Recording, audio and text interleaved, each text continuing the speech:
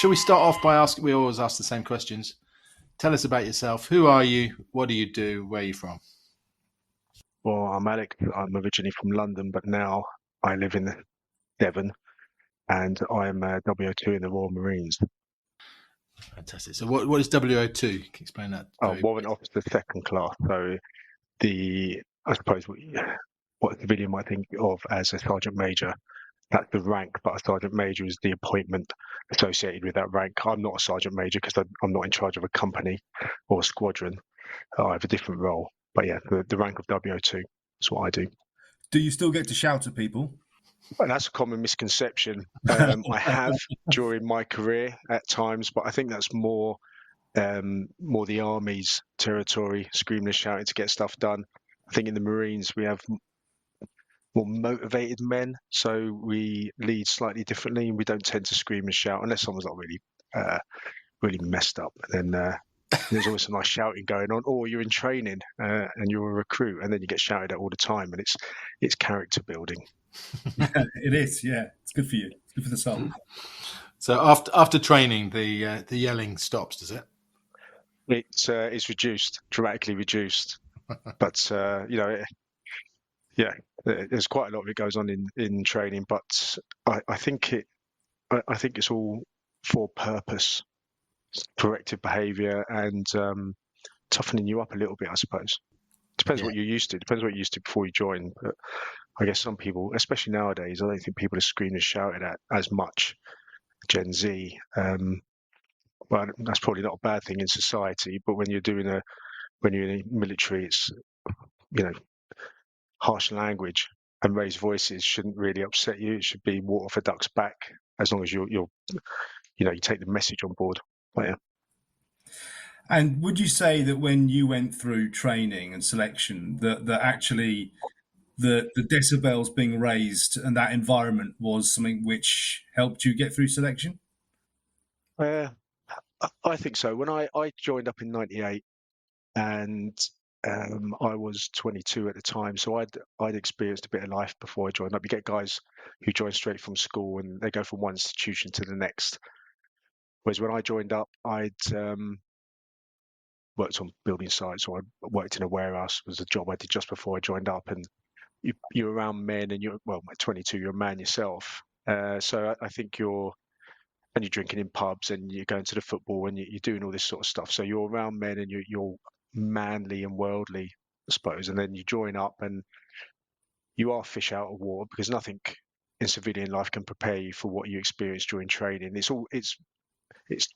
was changing when I went through it, and they were trying to produce soldiers rather than just automatons who do what they're told. And now training's adapted quite a lot. So when guys join up, there is a bedding in phase called the ROP, and then you go into your training, and there's a much more scientific approach now, so they can produce better soldiers, so they can produce soldiers without so many injuries during training, because everything's built up, and your body is built up no matter what you've done prior to joining, because nothing can, short of doing the load carries that you do, short of doing the firing and maneuvering that you do up and down on your knees, up on your belly, then up, and all that sort of stuff. Your body doesn't go through anything like that in civilian street. No matter how much training you do, how much time you spend in the gym or running, it's all very different phys, very different exercise. So I think I was pretty well adjusted mentally going in before I went in, because I was a young man, and I passed training in 30 weeks. What happens during training is, if you are injured or you fail a test, so throughout training there are criteria tests that you have to pass, and if you fail any of those, you get put in what was called Hunter Troop in my day. It's now called Hunter Squadron, I think, or Hunter Company, because it's grown. And there you get remedial phys or remedial military training, or whatever you failed on. And then when you're ready to go, either you're healed or you reach the standard they want, you go back into a troop. So you tread water essentially, and recover or train, retrain, and then you go back into a troop and you carry on at the week you left. So I was pretty physically robust, mentally robust. I did it in the 30 weeks. So yeah, I thank God, because I didn't want to spend any more time in Is that, training than I absolutely is had that like to. the bare minimum then? Then it was, yeah, training was 30 weeks then. It's now 36. I guess that's due to analysis of where guys are getting injured and shortfalls, because it's the Royal Marines were constantly, first to adapt type thing. We're constantly addressing how we do business. Is it fit for purpose? What can we do to adjust it? Rather than, the Commando tests, which are the tests you do at the end of training, remain the same. But leading up to that, there is room for changes in how we do stuff, because tactics change, society changes, and the military, are a reflection of society, because that's where we draw our workforce from. So we constantly have to reassess and adjust, and I think that's what we're very good at in the Royal Marines. Let's go back to the beginning then. Is it something? It wasn't something you always wanted to do as a child, or what did you want to do when you were a teenager, and how did you end up in the Marines? When I was a child, I wanted to be either a cowboy or a stuntman. There wasn't much It's kind of that. opportunities for that in North London, so I was doing a few jobs, and I was sort of getting a bit fed up. Always fancied the military, always fancied the Marines out of the options available. So I thought I'd just test myself and see if I could do it. I mean, nothing ventured, nothing gained. The thing about joining the Marines, I went to bank holiday weekends and some holidays we go to Bracklesham Bay caravan holiday down by Chichester, and we went into Portsmouth, and there was a Marine stood by, I can't remember, one of the many naval buildings down in Portsmouth, and I remember thinking, wow, he looks smart. That's what a soldier should look like. And then when I was old, when I decided I'd sort of pull the trigger on it and have a go, I went to careers office. I think it was Charing Cross, and there was a Marine in there. And I realise now he would have just passed out of training or something, and he knew basically 6 months more knowledge than I did. But I spoke to him, and I was like, he asked me a few questions. I didn't know the answers. I said, well, that's why I'm here. I want to find out what it's all about. And there was no encouragement. No, yeah, you'll be all right. Come in. Yeah, it was just a case of tough. Here's some brochures. Go away. Not interested. And that appealed to me, because it was like, well, I'm not going to be cajoled and sort of brought in and sold. If he was just like, not interested, mate. You need to know this. You need to know that. So I went away, trained harder. He was asking questions like, how many press ups can you do? I said, I can do about 40. Well, you need to do 60. Okay, fine. How many chin ups can you do? I can do 11. Well, you need to do 18. So nothing I was doing was good enough. He wasn't encouraging. So part of me was like, well, we'll see about that. And then I went away, did a little bit of knowledge on the Corps, like where the units are, what their role is, that sort of thing. And then I went back and I spoke to a Matlow, an officer in the Navy, and he was a lot more encouraging. I was quite gutted that the guy who chinned me off wasn't there, so that I could show him that I can do 18 chin-ups now and that sort of thing. Because they have a chin-up bar, or they used to, in the careers office, and you do it right there and then in front of them. Wow. And then I went down to, I think it was Kensington, and you do your tests. So you do maths test and English test, and a spatial awareness test and things like that. And then if you pass those, then you go and you're loaded to what's called it's changed now, but it was called a PRC, Potential Recruits Course. And then they have a look at you, you have a look at them, and it's 3 days. You go down to CTC where everyone does their training, and you have 3 days of getting, well, they don't shout at you, they do shout at you, but not like full on shout at you like they do when you join up properly. They're just sort of feeling you out, and you're seeing, because if they screamed and shouted at you all the time, no one would join, because it's pretty terrifying when you're going just from a civvy. So did that, did well. I got the only superior pass in my group, and then I went back, had a date. I can't remember how. I think it was about a month, and then joined up. And then you turn up at Livingston Station, ready to get your head shaved and join the Royal Marines. And that's pretty much how it goes. Amazing. 26 years later, here I am. So have you been in the Marines for 26 years? 26 years, yeah. Wow. How much longer have you got, though? I mean, I'm guessing they're going to ask you to reconsider soon, right? What's the maximum you can do? All right, Bales, break it to him gently. Oh, have you not had the conversation so, yet? When I joined up, you sign a 22-year contract. So I'm in what's called an extension, an ES3. So I got given 5 more years. So my extension expires next year, but I've been given another year to go for promotion. So nowadays you join up, you're given a 12-year contract and you have to promote within that 12 years. And then you're given an extension to 20 years. So they've adjusted it slightly. But yeah, it's always struck me as a little bit strange that the military get rid of their most experienced people sort of in their 40s, and nowhere in the civilian sector does that. You don't get rid of your most experienced and arguably most valuable people while they're at the top of their career. So I think that's something that they're addressing. There's a manning shortage across the armed forces, so there has to be some sort of adjustments made. But yeah, I'm in an ES5, an ES3 for 5 more years, and so I've got 2 more years left. Okay. You made a comment earlier about how tough selection is, and I know it was flippant, but you talked about Gen Z, and yeah. So, do you also see that there are sort of differences from, I guess, the profile of the intake when you joined versus what you see now? I was outside all the time. I was outside playing football. I was outside running the streets on my bike. The youth nowadays spend a lot more time inside. However, you're not going to pass Royal Marine training unless you're 100% dedicated and motivated for it. If you're just feeling it out or not quite sure, that first time you do something as small as wet and dry, and you're piss wet through and it's freezing cold, you'll be like, what am I doing here? Because that was a shock to me, wet and dry. So what wet and dry is the clothes you wear during the day, they can get soaking wet and sopping wet. Obviously, you can't sleep in that. So you have a set of dry rig for when the rare opportunity you get in training to sleep in your sleeping bag. This is why you want an exercise. So before you get in your sleeping bag, you take off your wet clothes, you put on your dry clothes, and you get in your bag. And then if you're on sentry or whatever, you get out of your bag, which is always like one of the worst feelings ever.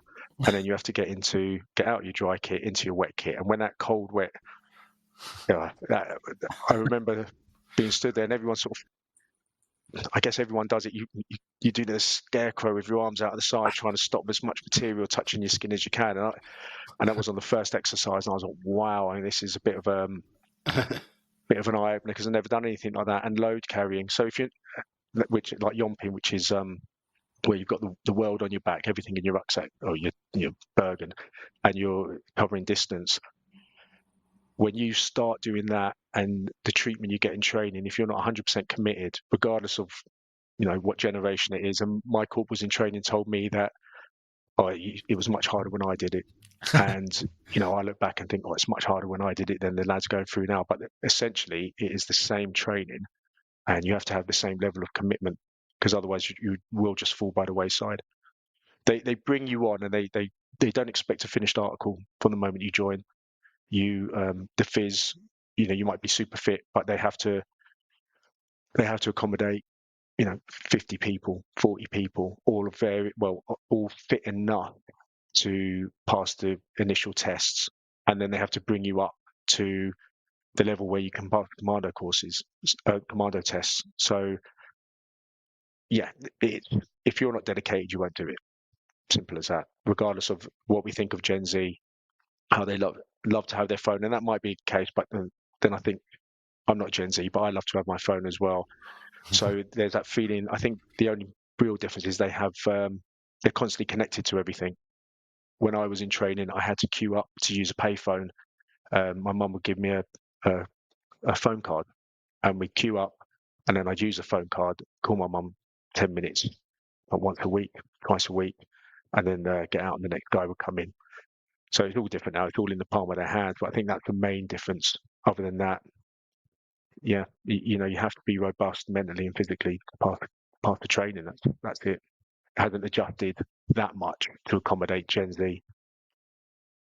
You told us you did well in selection, but have you got any good stories from that time? I did well in the PRC, the 4 days, and then when you turn up, you're in a suit, and you turn up at Lympstone Commando train station. I remember getting off at exit St David's, getting the connecting line, and you got your bags and everything.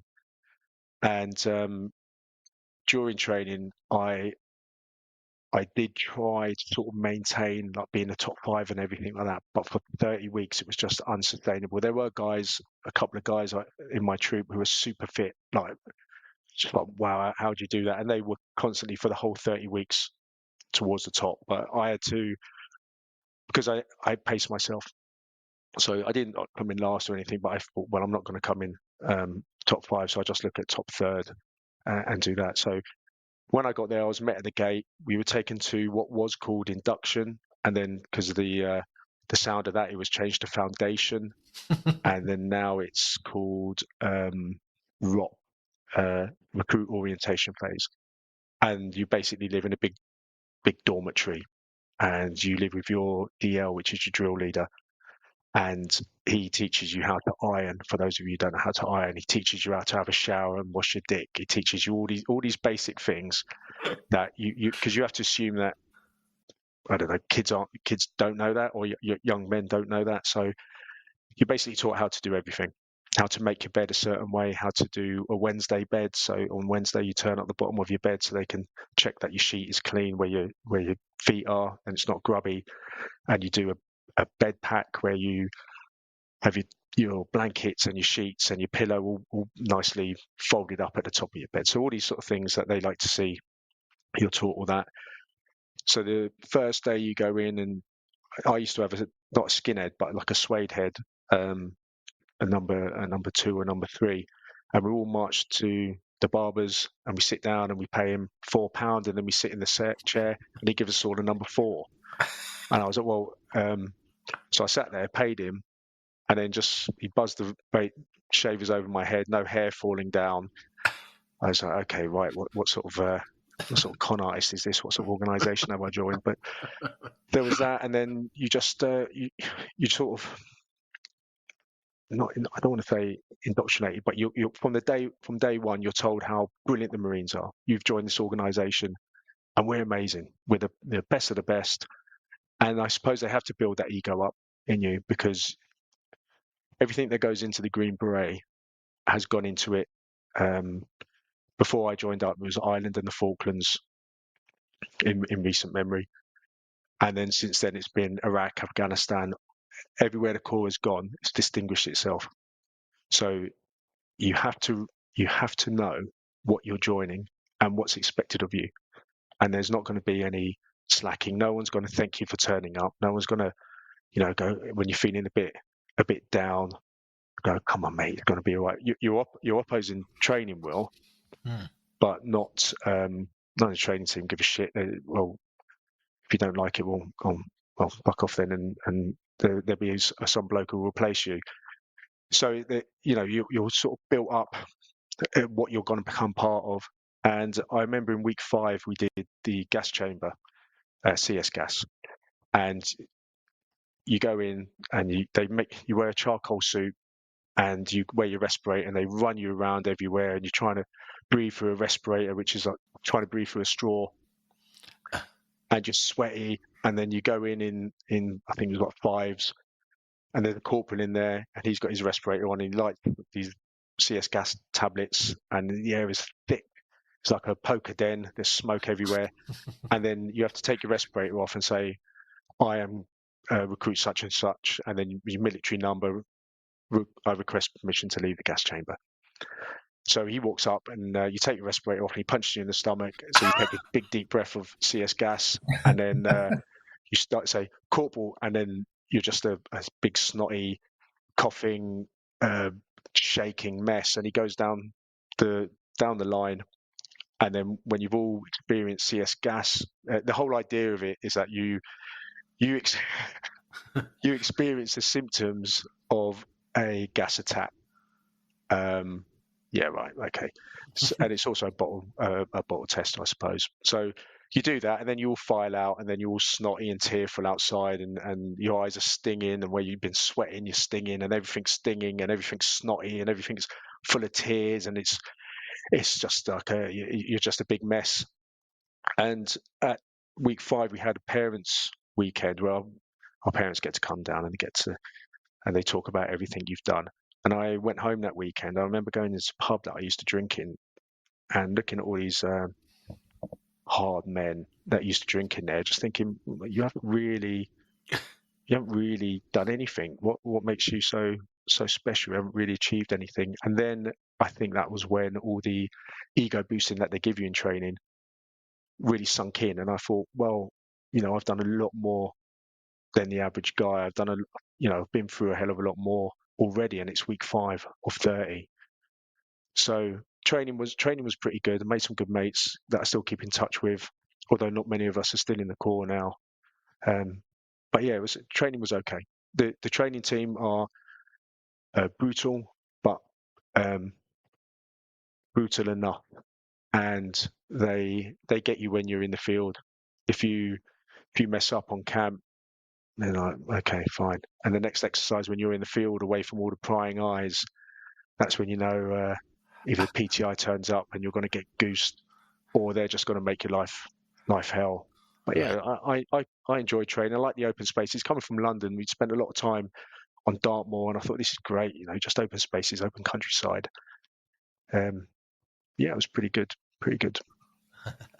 Did you ever come across those guys from your, the trainers later on when you were in? And yeah, funnily enough, a couple of months ago, I was at what's called a top table. So if you're a sergeant and above, and you leave the corps after 22 years, you get what's called a top table. So you invite your nearest and dearest, and they all sit on the top table, and you invite your oppos throughout your career, and they all sit down the legs, and everyone spins dicks tells stories about you, and blow smoke up your ass, and takes the mickey out of you, and all this sort of stuff. And the top table I was at, one of my training team were there, but there's absolutely no hard feelings. Yeah. Because they were 100% doing the job and preparing me for a life in the corps. So we were talking about a couple of the guys that were on the training team. Yeah, it was really nice to see him, and really nice to have a catch up. Because when you look back, no matter how bad something is, you just remember the good, or you laugh about it. And cheerfulness in the face of adversity is a commando quality, and it's something that you have to have. Because when you're the sort of job we do, a lot of the time, like now, for example, I don't do a great deal other than fly a desk and go to the gym, those sort of things. But when you're away, or when you're doing something, it can be pretty crap. Not just because the situation and the environment you're in, but also because you're missing out on family, you're missing out on friends, you're missing out on the sort of usual stuff that you get on with. And it's that sacrifice that you have to smile your way through it, because if you start thinking about it too much, it can really get you down. So just being cheerful and laughing about the bad things and trying to put a good spin on it is part of the commando character. And I think most people in the armed forces have that approach, because what else you going to do about it? Cry? No one cares if you're crying. Yeah. So you got to just make the most of it. Where did you go from? What happens then after train? You have like a passing out and a big. Yeah, you do. You have a passing out parade. You do 28 weeks. You finish the commando tests, and they're pretty grueling. They haven't changed in years. The 30-miler route has changed, because when someone mapped it out, it was 28 miles, not 30 miles. So that's changed. But everything else, Tarzan Assault, endurance course, which was my nemesis. That was the one I least enjoyed. Which one, sorry? The endurance course. So you start up on Woodbury, and you go through the quarry, you go through tunnels, you go through something called a sheep dip. Yeah. Where someone has to push you underneath through a submerged tunnel and all that sort of stuff, and then you run back the 4.5 miles back to CTC, and then you have to get 6 out of 10 rounds into a target. Prove that you can do all that and still shoot at the end of it. The 9-miler was okay, because you do that as a troop. And then the 30-miler across Dartmoor, which I enjoyed Dartmoor. So that wasn't too bad. And then when you've done that and you get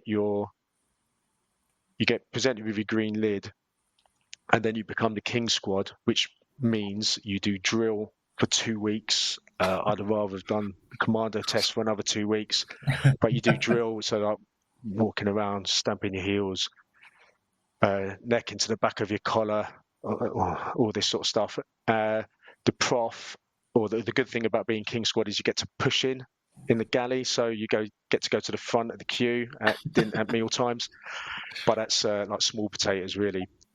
So then you do that, and then all of that drill is so that when mummy and daddy come down, they can see you marching around and looking ever so smart.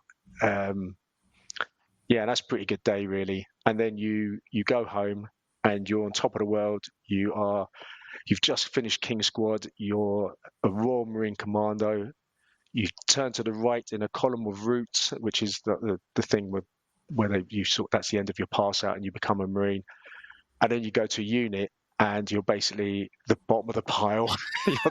you're the little bitch. You get to sleep in a drying room all night and wake up in the morning and drink like gallons and gallons of water because you're so dehydrated. You make everyone tea and coffee. You make everyone toast at 9 o'clock. You just initiations like being made to strip naked and fight each other. Those sort of things don't happen anymore. There was a bit too much bad publicity, and rightly so, because it was always the lads who had only done a few years that were just really spiteful.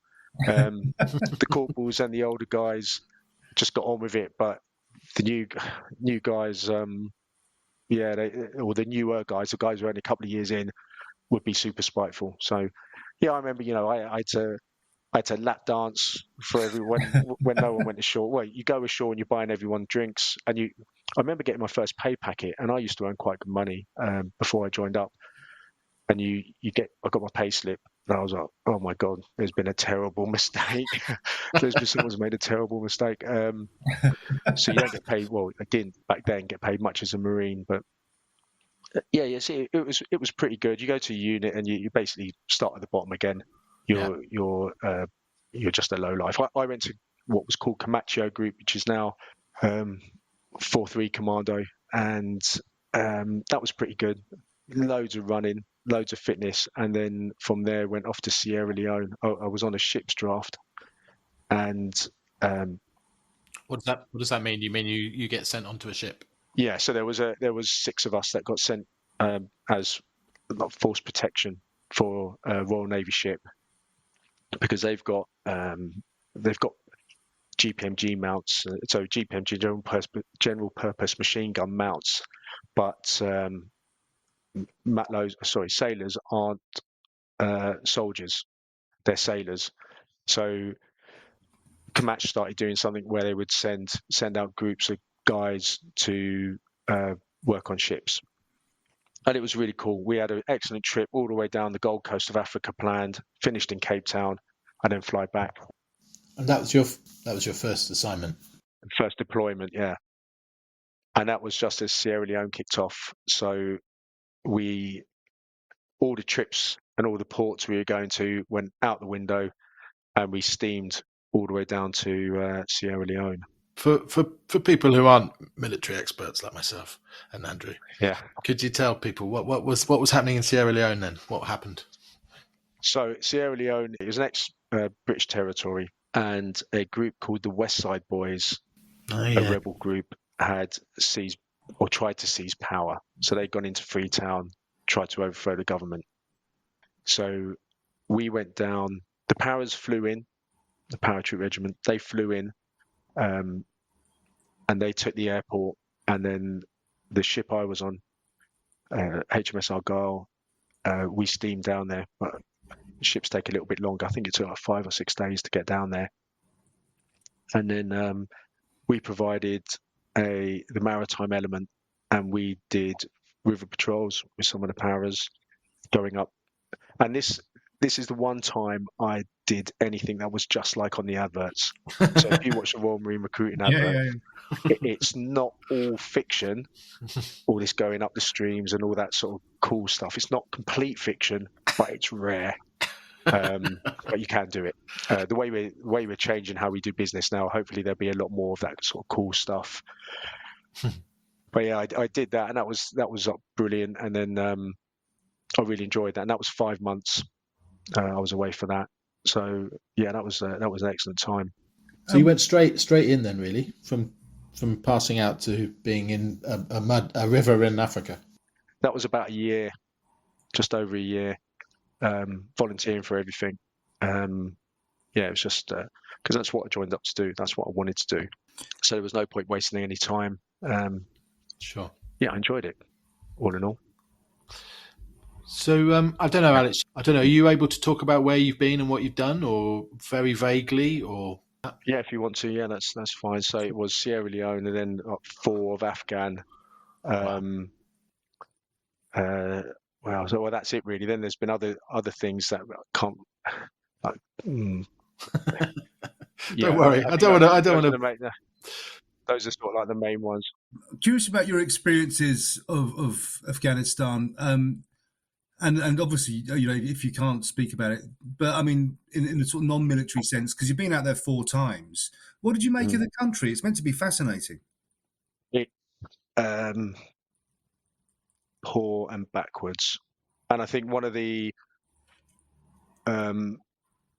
one of the eye-opening moments I had out there, one of the moments that hit home hardest was after a while, stop thinking of the Afghans as people, because you look at the way they live, and they're living, it's prehistoric, really. Yeah. And at the time, I had just had my daughter. Well, my ex-wife had just had my daughter, and we were driving, and I remember seeing a guy with his daughter, and she was playing with an old like a plastic water bottle or something, and he just kissed her head exactly like I would have done with one of my children, and that was the most. I felt so ashamed at that moment. Yeah, for just sort of, I felt like I'd lost a little bit of my humanity. But you know, yeah, that was probably that moment sort of really hit home. It was like an anchor point for me. But then Afghan was awful. Afghan, I lost a couple of mates. A mate of mine had really severe life-changing injuries. It was, and surprisingly, during that time, recruitment went through the roof, and I couldn't get my head around it. I guess these kids weren't watching the news. Yeah. But I suppose everyone joins up for some sort of action. Everyone joins up for conflict. Everyone joins up to be a Royal Marine Commando, to do Royal Marine Commando stuff. But yeah, that Afghan was, it is what it is, and the way we left, the way America sort of pulled the rug out, you know, Yeah. it was frustrating, but you know, it's one of those things. Not our finest moment. No. Did you find you did 4 tours? Was it progressively each one worse? Was there more optimism in the first one than or was there spikes in all of them? So early in the Afghan campaign, it wasn't as the goal wasn't as clear, and then as it matured, our role changed, and the tours changed. My last one was a piece of cake. My last one, I was in Bastion for pretty much the whole thing. I'd got in a fight with what we call them pongos, but a guy in another sergeant. Well, I'd allegedly had a fight with a guy in the army, and my punishment was I was sent to Bastion, and I just spent. It was quite early on that I had that sort of alleged incident, and I spent 4 months in Bastion, basically just going to the gym, and I came back op massive, and that was a piece of cake. But by then, everything was sort of winding down. Well, for me anyway. But I think the toughest thing about the Afghans is, or just being in the forces and being away, is what you leave behind. So, like kids, I've got two kids, 19 and 16. I missed a lot of them when they were little. So that wasn't great. So I look back on that, I feel quite guilty about that. But when you're out there and you're with all your mates and everything, you just get on with it. You just get on with it. So you've got two older kids. Have you got a younger one as well? Did you say? I do, yeah. I've got a little boy who's going to be 3. So congratulations. Thanks very much. So I'm 49, and I'm very, very grateful because my second wife, is quite a bit younger than me. It wasn't for me to tell her that she can't have kids.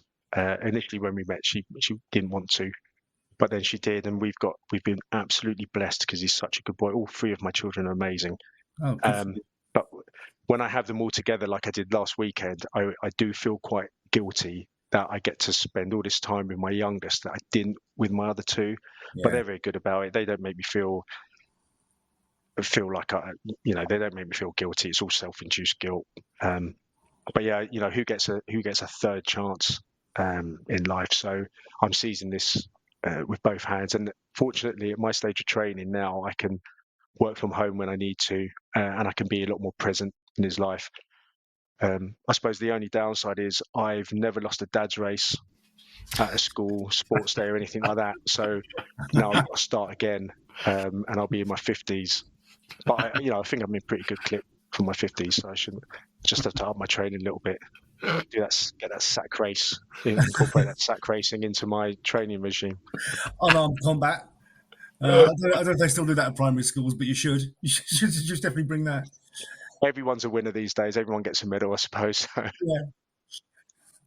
With the children, how would you feel about them having a career in the forces generally, not least the Corps? I don't think my eldest son is cut out for it. I mean, he could do physically, he could, because he comes to the gym with me, and I don't like to admit it, but he's taller than me. He's getting really broad and he's getting really strong. So I think physically he could do it, but I just don't think mentally he would be dedicated enough. My daughter, I've told her not to discount a career in the Navy or the RAF. She wants to do a veterinary course, but I think a career like that is really good as far as travel and experiences and all that sort of stuff. I mean, even my son could join the Navy. I don't think he'd join the Marines. So that's I think it's a great career. As for my youngest, it's way too far off to see what sort of condition the armed forces will be in when he's old enough to join. But yeah, I would not be against it at all. I don't think my son's cut out for it. Well, not the Marines anyway. But my daughter, I'd be quite happy with her doing the RAF or the Navy. Probably not the Army. Women can join the Royal Marines now, but I don't think she's cut out for that. Currently, she's a teenage girl, so I don't know. I have no idea what sort of job she's going to do, what sort of boss is going to pussyfoot around her while she gets upset when he gives her any feedback. So we'll see what they do. Well, you've got one of those, haven't you, Andrew? Yeah. Although exiting that phase now, so she's no longer, challenging. Oh, good. Yeah. Yeah, nice. Yeah, I mean, my relationship with my daughter wasn't great early on. My relationship with my daughter is amazing now, and that's partly due to my wife. She's just really encouraging. She's a great stepmom, and the kids really responsive to her. So, she's healed that relationship. But that's not being around enough. It does damage relationships, and it's a big regret, but it's my only regret that I have during my career in the Corps. Bales, your boy, how old is he? Teddy's 13. Isn't he interested in joining up? He is. Funny enough, I was just pinging him, saying, I'm talking to someone on the podcast who is a warrant officer too. He might finally listen to one of our podcasts. Yeah. Well, it's interesting. So he's smashing it in the gym and rugby at the moment, and he really wants to be in the army, but specifically the Marines. Oh, And right. That's the name. Yeah, but he's 13, and I think so. When we talk about it, I say, yeah, you know what? It's really, really tough, right? Emotionally, So he still thinks it's something out of a Marvel universe. So he needs a bit of a hard landing, I think, before he starts thinking about that seriously.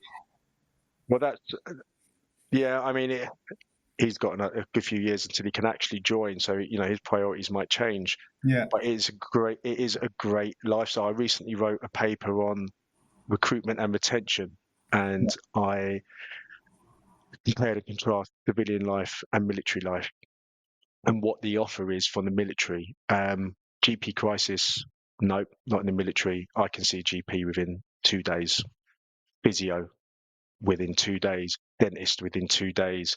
I think the longest I've had to wait is a week. Gyms, there's subsidised housing for families. There's subsidised housing if you live on what we call on board on the camp.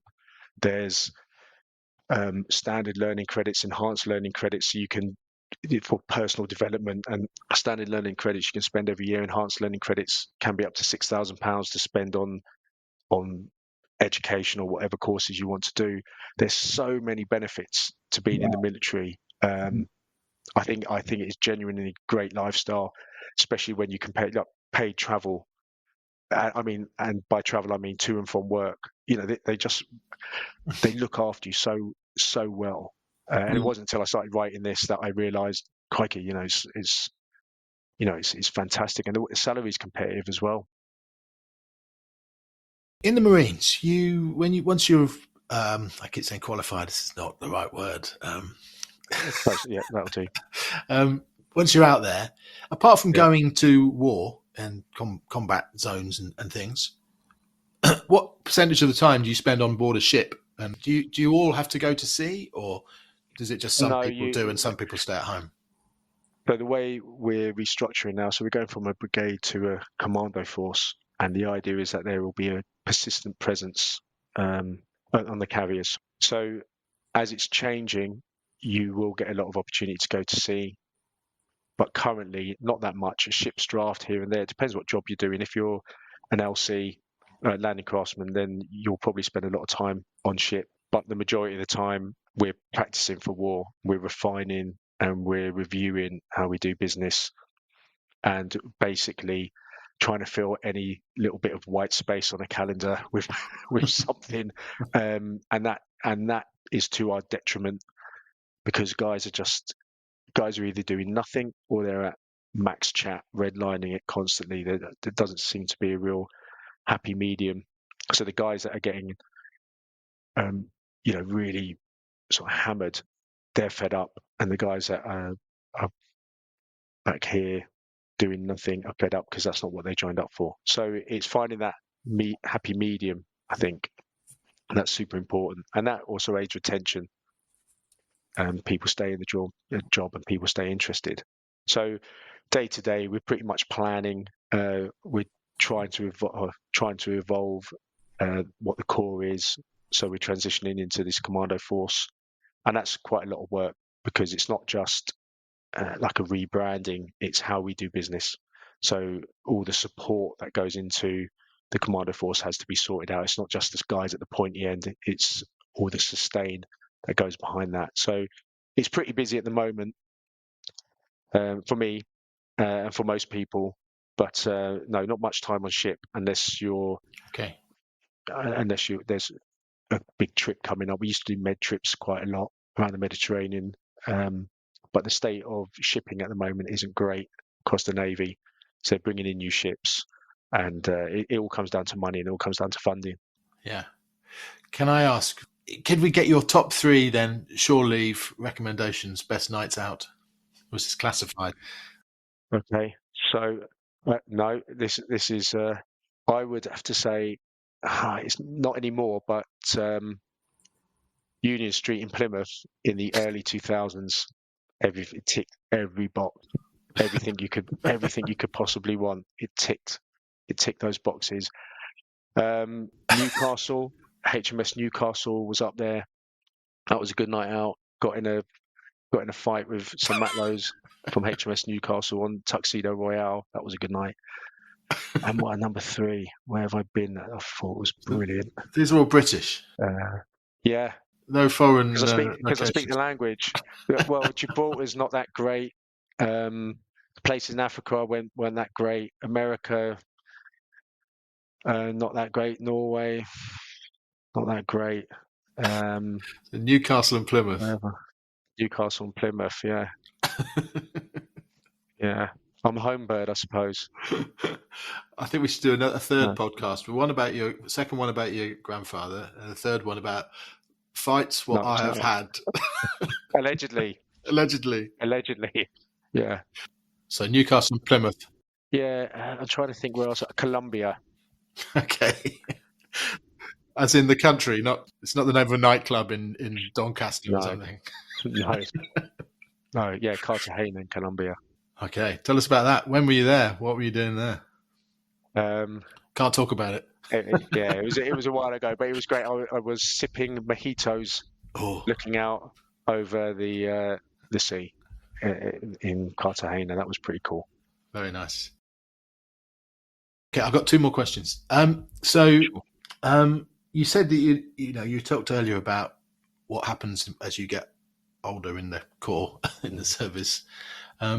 You were saying you need to get a promotion. Does this mean then getting a commission? Well, you can always opt to go from an OR to an OF, so from other rank to officer, through the AIB, or as a WO1 through the WO1 scheme. So that can happen, but generally, a lot of the guys I've known who've done that recently have gone into the Navy, because you get to stay within your area specialization. So you could do one job, like a friend of mine recently he transferred. He was a yeoman of signals, which is like a communicator, like the upper echelons of communicators. And if he had gone officer in the Royal Marines, he would have done something like a motor transport officer, MTO, or QM, quartermaster, something completely unrelated, and all X amount of years experience doing that job as an OR. You go and become an officer, and it's not worth toffee. You got your leadership skills, which are commutable or transferable, but you don't have any background knowledge in the subject, and it's a bit of a waste of talent. Yeah. So that is something you can do, but it's not something I've looked at. I will. If I get promoted, touch wood, I'll leave. There's no more promotions after that, but I'll leave after a couple of years. I think let the younger lads have a go. Okay. What have your friends who've left ended up doing? What sort of common destinations for them? Well, it goes in cycles. So a while back it was health and safety, and then it was the maritime security stuff that kicked off. With Somalis, Somali pirates, and all that sort of stuff. Then it was CP work, close protection work, bodyguarding and whatnot.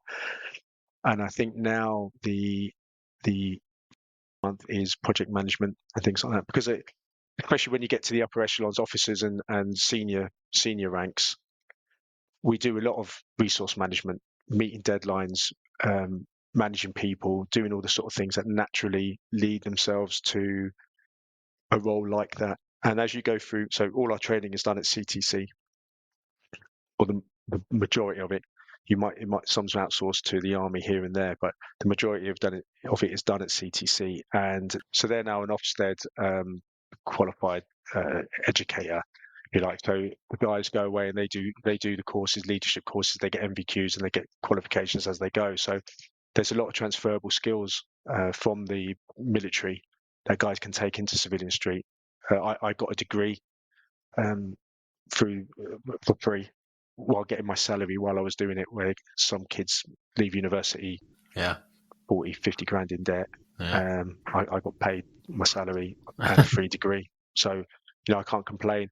So and that's what I was going back to saying. And I've still got enhanced learning credits I can spend if I want to do a master's or something along those lines. So the Corps really does look after you. There's lots of opportunity. You just have to screw the nut and take your opportunities, really. I've got a question, Alex, about inter-service rivalry. So earlier you mentioned a alleged fracas with a Pongo, but of the, I guess, the other regiments, who do the Royal Marines have perhaps the sort of the most strained, tense relationship with, and why? I think across the armed forces there is when we have to work together, we work together. It's all we'll pull in the same direction. So I wouldn't say it's a strange relationship. I suppose the most banter we have is with the paras, because they just cannot accept that they're inferior to us, no matter no matter how we often we prove that. But yeah, I suppose it's us and the paras. And the rest really kind of inconsequential. Yeah. Because they have their uses, but really it's so if you're doing a tier list, we'd be number one, then the paras, and then not really bothered about the rest. They can sort that out amongst themselves. But the reason for that is not just because of don't get me wrong, paras are hoofing. They're really good at what they do. But when you look at the Marines for the size of us, I think we contribute 48% of the guys who go and get badged as Special Forces, as SF. I think we have a 40% rate of people who are qualified to be officers, who have degrees, have the A levels and everything that they need, but are other ranks. So we really do punch above our weight. You can, every time we work with the Americans, you think the American Marine Corps is 175,000 strong, something along those lines, 160,000 strong. I've never been on an exercise or a sporting deployment or anything like that where we haven't absolutely wiped the floor with them, except for things like rounders. But who wants to be good at rounders, right? Netball. So the sports that don't matter, they can have rounders or baseball, whatever they call it. But other than that, and that goes back to that big ego thing that we have, and that is drilled into you in training. You really do represent. You really do have to represent what's on your shoulders. That's where we wear our Royal Marine Commando flashes and that beret that we wear, that lid. And who do you rate then from, talking of, I guess, your counterparts from other armed forces, who do you really rate? Who have you worked with that you thought, crikey, they're good? I thought the US Marine Corps were good. They're structured very differently to us. I don't think they're given anywhere near as much opportunity to lead at non-commissioned in the non-commissioned ranks. They rely heavily on their officers. But I was really impressed with, I think they were Lithuanian reservists. So they turned up and they looked a mess. And they had earrings in, they had beards. I was like, oh my God, who the hell are these guys? But when they did, and it was like a concentration where all different people came around and we were all showing off what we can do and blah, blah, blah. And they did a troop attack and they were absolutely bob on. They did everything correctly. No bad habits, no shortcuts. They really impressed me. And yeah, they were just reservists. Other than that, who have I worked with?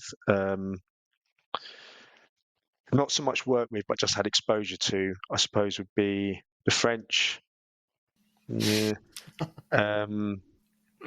Not who else? What? The Sierra Leonean army, whatever that was. They turned up one day, they got all their kit, and then about a third turned up the next day, having sold all their kit. So they don't really count as an armed force. If you can't motivate someone to fight for your own country in your own country, and that was the same with the majority of the Afghans that we were trying to, for the ANA, the Afghan National Army. But the Americans are pretty cool. Have you ever worked with Australians? Not really. I was working out of an embassy with some Australians. Their banter was good. The Germans have got good banter. Bastion was a real sort of melting pot. Lots of nations there, but only to share the galley with them, not to work with them, or not to do any intro. The Dutch. We work very closely with the Dutch. There's a Dutch guy in my office. We usually have quite a few Dutch guys over here. We send ones over there. The advantage is they all speak English really well, albeit with like a sort of MTV style American accent. But we send our guys over and they're learning from scratch, because who on earth speaks Dutch outside of the Netherlands? It's but yeah, the Dutch are pretty cool. About it really off the top of my head.